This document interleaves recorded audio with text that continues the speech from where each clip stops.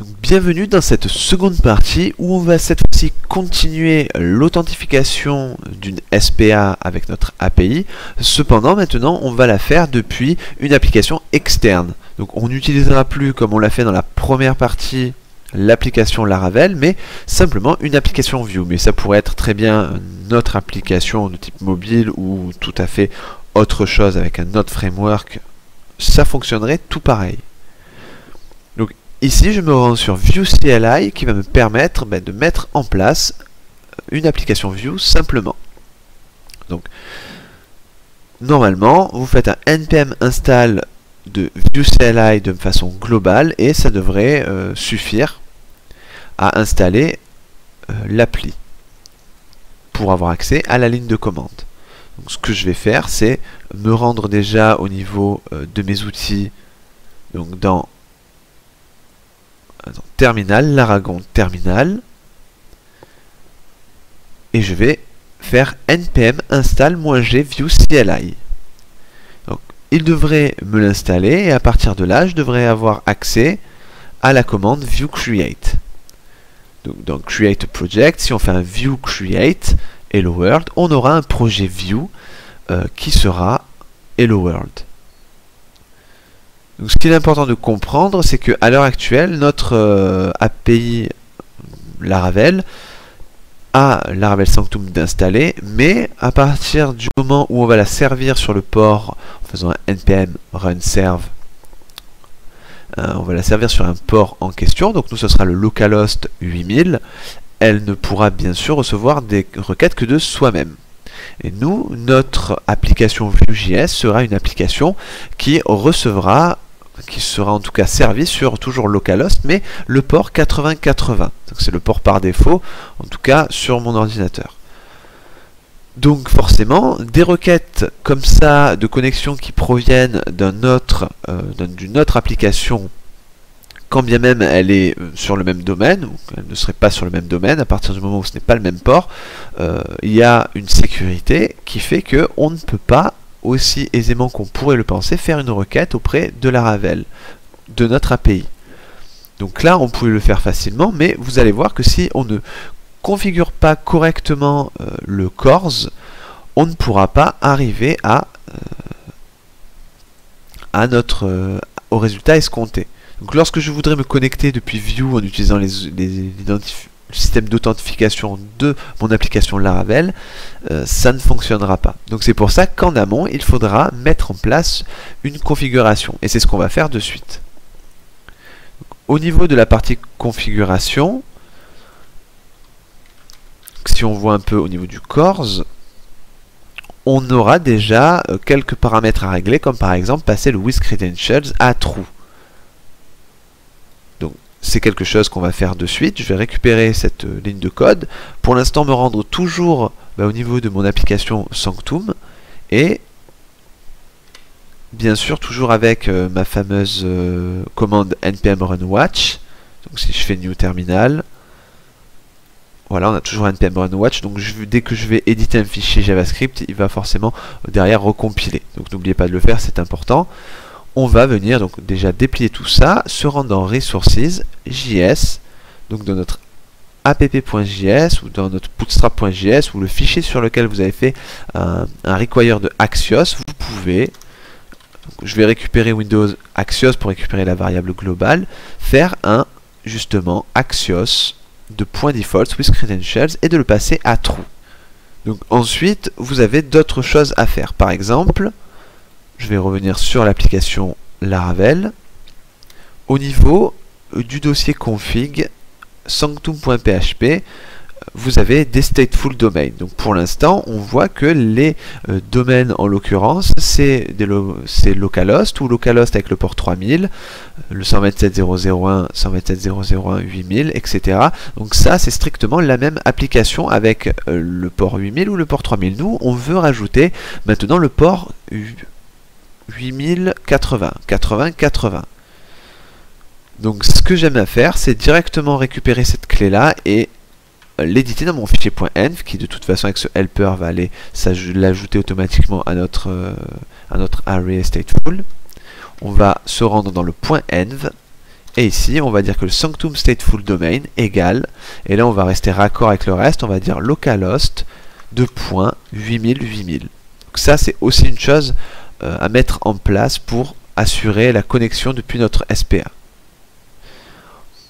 Aussi, on devrait avoir un fichier cors.php, donc qui est toujours dans config et qui se situe là, cors.php, qui dit aussi les chemins que l'on va accepter.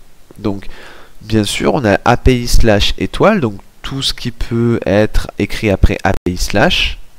On a le sanctum CSRF cookie qui est utilisé pour générer le fameux cookie. Mais on aura également login, puisqu'on essayera de ce login. Et on aura également home ou alors user. On n'oublie pas ici également de passer le support credentials à true, c'est important. Alors pourquoi user? Tout simplement parce que au niveau de notre fichier de routing, donc on va plutôt directement aller dans le dossier routes, on a différents fichiers de routing. Ce qui concerne l'API, bien sûr, c'est api.php. Et on voit ici que on peut accéder à notre API via /API, donc qui est le préfixe /user. Maintenant, on n'a plus qu'à le passer en hot sanctum, de façon à ce que le middleware passe en hot sanctum et que ce soit une requête acceptée depuis notre SPA via sanctum. C'est une requête que l'on va faire pour effectivement détecter si déjà l'utilisateur est bien connecté et enfin récupérer ces informations. Donc à partir de là, on a déjà une certaine configuration qui a été mise en place. Donc là, on peut voir aisément que Vue a été créé, enfin Vue CLI a été installé. Donc on peut directement se créer avec Vue Create un nouveau client. Donc on va l'appeler Sanctum Client. Et on s'imaginerait que ce soit une application qui sur laquelle on est un utilisateur qui veuille se connecter et qui va du coup faire des appels à notre API via Sanctum. On va faire un Vue Create Sanctum Client et je vous récupère juste après. Donc au niveau de la configuration, ce qu'on va faire, c'est choisir manuellement nos fonctionnalités parce que je vais vouloir installer le routeur et Vuex. Entrée. Je vais préciser que je veux le routeur, ce sera plus facile pour gérer nos routes, et Vuex qui va nous permettre de enregistrer l'authentification et les informations de notre utilisateur qu'on aura récupéré depuis la route /user de notre API directement dans notre store. J'appuie sur Entrée, je reste avec la version 2 et ensuite le reste est à votre discrétion.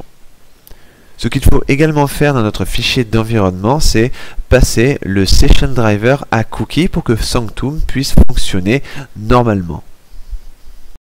Donc j'ai ouvert une deuxième instance de mon navigateur et si je vais sur localhost 2.8080, j'ai accès à mon application. Donc, de la même façon, on va ouvrir ici notre API, donc dans le terminal. Et ce que je vais faire, c'est tout simplement le servir en faisant un PHP artisan serve. Et maintenant, j'ai mon API qui est servi sur le localhost, mais cette fois-ci le port 8000. Donc on est prêt à continuer le développement de notre application. Donc maintenant, ça va se passer au niveau de notre Vue.js, c'est-à-dire notre application Vue qu'on vient de créer avec CLI. Donc je vais aller dans Open Folder et je vais directement ouvrir Sanctum Client.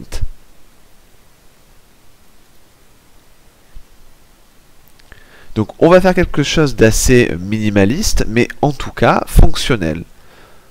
Donc première chose à faire, c'est déjà se créer un formulaire de login. Donc dans le dossier src, Vue, on va tout simplement faire un new file et on l'appellera login.vue. On va copier les choses qui sont déjà là dans le home et on va le coller. Donc, on va retirer cette classe home. On va laisser ça comme ça. On ne fait pas d'import de quoi que ce soit. Après, vous reconnaissez, c'est un composant Vue classique. On ne va pas lui donner de nom. Voilà. Et on ne fait aucun import. Donc ce qu'on va faire, ça va être récupérer juste le HTML de notre login.blade, donc notre composant login form plutôt.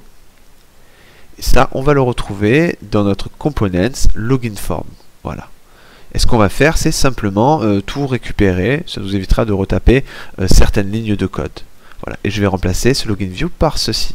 Voilà. Donc première chose à savoir, notre formulaire, très bien.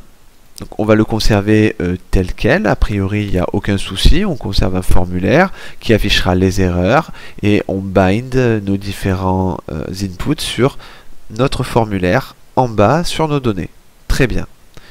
Lorsqu'on le soumettra, on appellera handleLogin. Donc cette fois-ci, handleLogin ne fera plus un axios.get sur sanctum CSRF cookie ou sur login, mais plutôt sur notre API directement. Donc ce qu'on peut également faire, c'est se rendre ici dans le main.js et reconfigurer 2-3 choses au niveau de Axios. D'ailleurs Axios n'existe même pas, donc on va simplement ici faire un npm install Axios, histoire de l'installer et d'y avoir accès pour faire nos requêtes HTTP. On le fait dans notre Sanctum Client, notre client Vue.js. Pendant qu'il est en train de l'installer, on va faire un Axios defaults base URL et on va dire que la base URL c'est l'adresse du coup de notre API. Donc localhost 2.8000. Carrément http : // De la même façon, on va également faire un Axios default et on va lui indiquer with credentials de cette façon. Et on va lui passer à true. Comme ça, on peut faire nos requêtes. Et de la même façon ici, au niveau de la base URL, lorsque je fais une requête depuis Axios sur /sanctum/csrf cookie, ça la fera en réalité sur localhost 2.8000. Donc c'est ce qu'on cherche à faire.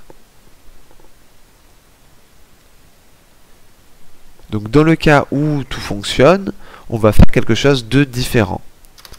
C'est-à-dire qu'on va récupérer ici une response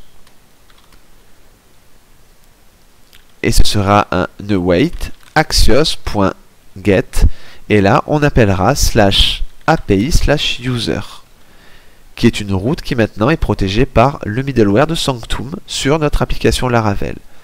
Et normalement si je fais un console.log de response et que je me connecte avec les bons identifiants, donc nord@gmail.com et password comme password, on devrait faire un console log de .response. Donc pour afficher ce login.view,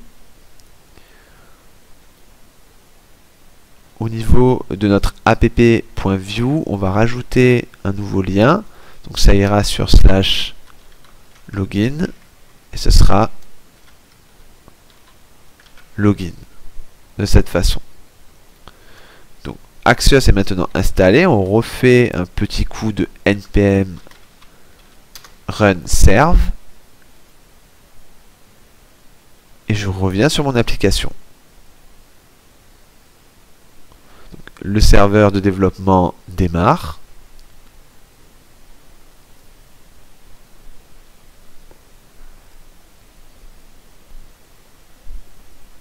Il compile tout ça, tous les fichiers.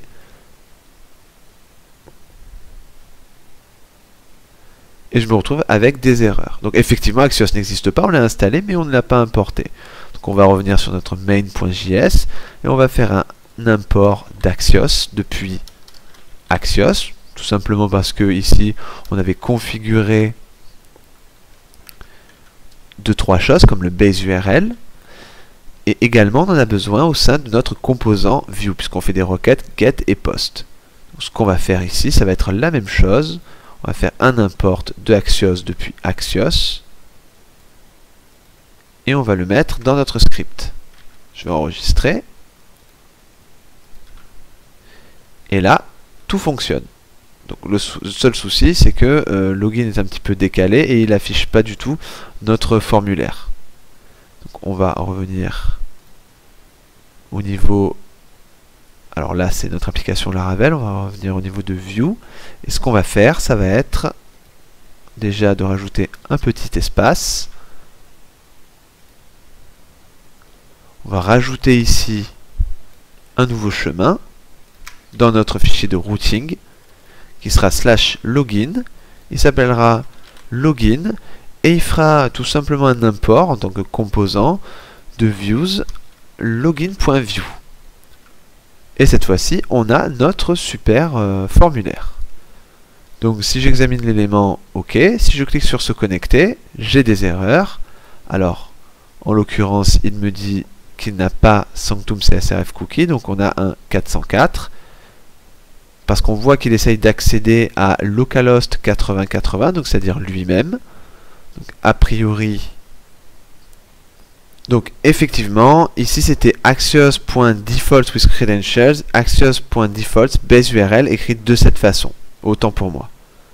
Donc après cette petite erreur de typo, si on retourne sur notre système de login et que je clique sur se connecter, on voit qu'on récupère les erreurs qui sont envoyées depuis notre application Laravel. Impeccable. Et si je jette un coup d'œil à la réponse de ma requête, j'ai effectivement les bonnes réponses, tout comme je les avais précédemment. Maintenant, si je fais nord@gmail.com et password, donc c'est-à-dire des identifiants corrects, je vois ici que j'ai été redirigé sur Home, tout comme il a été prévu par l'application Laravel. Donc la connexion ici a fonctionné. Et au niveau de notre réponse dans Data, puisqu'on avait fait un console log ici de API User, on récupère effectivement les informations. Donc la connexion fonctionne. Donc ce qu'on voudrait faire, c'est déjà, moi j'ai pas forcément envie d'être redirigé sur /home directement. Alors effectivement c'est ce que j'avais mis ici, mais on va se dire plutôt qu'on va se rediriger sur about par exemple. Donc on peut utiliser le système de routing en faisant this $router push et on va se dire je vais sur pas login mais about. Voilà. Et maintenant on va se reconnecter. Donc si je reclique sur se connecter, on a la même erreur. Et si je vais sur nord@gmail.com password, se connecter, je suis redirigé sur about. Impeccable. Donc ce qui peut être intéressant maintenant, ça va être de stocker ici les informations de l'utilisateur connecté à travers notre store en utilisant Vuex. Donc on est parti. Ce qu'on va avoir envie de faire, ça va pas forcément être de faire un console log de nos identifiants, mais plutôt d'utiliser Vuex. Donc ici, j'ai un dossier store dans lequel j'ai un index.js. Et ce que je peux faire globalement, c'est stocker des informations et les modifier à la volée. Ça nous permet ici de partager des données qui seront communes à tous nos composants. Donc par exemple, au niveau du state, on peut avoir ici authenticated, qui serait une clé, qui serait par défaut à false, et on aurait également une clé user, donc qui serait les informations, qui serait à nul. Donc, pour l'instant, notre state, donc c'est-à-dire les data, vous pouvez comprendre ça comme les data d'un composant, sont ces suivantes: authenticated à false et user à nul. Ce qu'on aurait envie de faire, ça serait de modifier ça suivant nos actions, et ça on peut très bien le faire avec mutation. Donc on va avoir simplement un set hot qu'on va appeler, donc qui va prendre le state bien sûr de façon à pouvoir modifier les informations à l'intérieur de l'objet, et on va lui passer également user qui sera, on se dirait, la réponse renvoyée par notre application Laravel, donc notre API. Qu'est-ce qu'on voudrait faire? On voudrait faire un state de authenticated, on le passerait déjà à true. Et ensuite, on ferait un state user à user. Donc maintenant, pour bien récupérer tout ça, on va pouvoir utiliser les mutations. Alors pour le faire, on va utiliser une syntaxe comme this, $store, et ensuite, on aurait besoin de commit cette mutation. On ferait set hot et on lui passerait en second paramètre la réponse, par exemple, de cette façon. Voilà. Donc ça, c'est quelque chose qu'on ne va pas faire ici, on va le faire à l'endroit où on en a besoin. L'endroit où on en a besoin, c'est à ce niveau-là où on attend la réponse après avoir traité la connexion. Donc on va faire un this store commit set hot et on va lui envoyer de la réponse. Alors si je reviens, on va commenter tout ça et on va quand même faire un console.log de la réponse histoire de voir quoi lui envoyer lorsque je me connecte. Donc on va faire un nord@gmail.com, password, je me connecte. Donc dans mon objet j'ai data et data suffit à me donner toutes les infos que je veux. Donc ça sera .data. Et c'est cette clé là que je vais envoyer à mon store. Response.data. Plus besoin de console log maintenant. Je vais retenter la connexion. nord@gmail.com, password. Je me connecte. Je suis redirigé sur About. Et si je jette un petit coup d'œil avec mon DevTools View, et que je vais dans ViewX, j'ai maintenant la mutation setHot qui a été amorcée et qui du coup a passé Authenticated à True et le user qui contient les informations de la personne connectée. Alors le gros souci c'est que si je rafraîchis tout ça, tout ça, ça a disparu. Authenticated est redevenu à false et l'utilisateur est nul. Donc maintenant, ce qu'on va avoir besoin de faire, ça va être, alors il y a plusieurs façons de le faire, mais ça va être de persister ces informations au niveau de notre application. Donc là, je vous donne juste un exemple simple, mais après on peut évoluer et l'adapter à plein de cas. Donc première chose à faire, ça serait de revenir dans notre store et d'avoir une autre mutation qui se dirait initialize hot. Elle prendrait le state et elle vérifierait, elle initialiserait l'authentification, donc elle redonnerait les infos au préalable avec le set hot si l'utilisateur était bien connecté. Alors comment savoir si l'utilisateur était bien connecté? On peut utiliser le local storage. Ça veut dire que maintenant, lorsqu'on fait un set hot, on pourrait dire avant de passer tout ça à true, on pourrait se dire faire un local storage, on ferait un set item et on aurait un item hot, tout simplement, qui serait passé, on va pas le passer à true, mais on va peut-être lui donner l'utilisateur. Et pour pouvoir récupérer l'utilisateur plus tard, on va plutôt lui faire un json.stringify, sinon il ne sera plus exploitable après, de user. Et on le stockerait dans le set item. Tout simplement. Ensuite, on passe l'authenticated à true et on stocke l'utilisateur dans notre store. Et cette initialize hot, qu'est-ce qu'il ferait? Il vérifierait si le local storage récupère un item, donc get item hot. Si c'est le cas, il va directement faire un this store set hot. Donc le state, pas besoin. On va lui passer directement le local storage et ce qu'on a stocké dans notre local storage. Donc get item hot. Et ça, on ferait un json.parse, histoire de le reconvertir et de pouvoir le réexploiter. Voilà. Et c'est tout ce que ça ferait. Et ça, il faudrait le vérifier sur chacune de nos pages. Donc, on ne lui passe pas le state. Donc, pour ce faire, on pourrait se dire, au niveau de mon main.js, j'ai le store, c'est bien, mais je pourrais avoir un hook qui serait before create. Et ça fonctionnerait un petit peu comme une fonction. Et ça va tout simplement utiliser l'initialize hot en faisant un this store commit initialize hot. Et ça vérifierait à chaque fois, est-ce que effectivement dans mon local storage j'ai un utilisateur authentifié. Si c'est le cas, je le repasse en set hot de cette façon. Donc pour tester les choses, on va revenir, alors peut-être sur, voilà, on va dire ça. Sur la page About, on va faire un truc un peu débile. On va se mettre une page Account, voilà. Et on va juste lui dire, bah, tu l'affiches. Si this store state, donc pour accéder au state, à ce niveau-là, et on peut récupérer l'utilisateur. .user.name, ou alors juste user, on va vérifier si ça existe. Donc ça c'est notre affichage conditionnel.